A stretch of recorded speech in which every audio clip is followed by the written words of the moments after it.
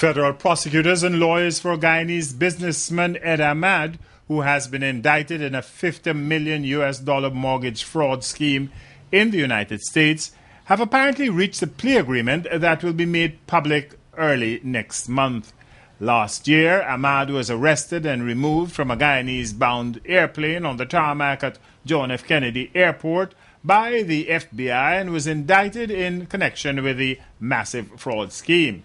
A letter filed yesterday by Assistant U.S. Attorney for the Eastern District of New York in Brooklyn stated that the parties have reached tentative agreement to a proposed pretrial resolution and requested a plea date for sometime during the week of October 8th.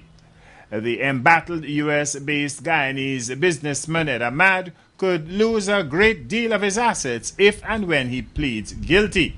The U.S. prosecutors had applied for forfeiture orders that could see the popular Guyanese businessman give up a substantial financial sum as against him serving jail time.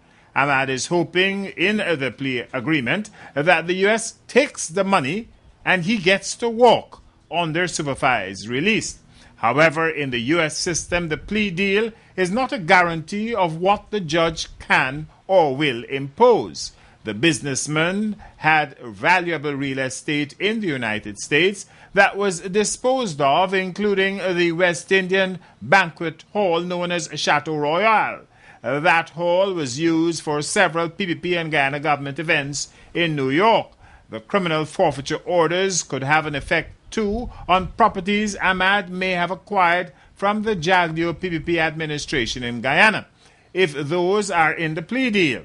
Ahmad is unlikely to admit to his substantial holdings in Guyana, including the property that once served as the headquarters for the ruling party's newspaper, The Mirror.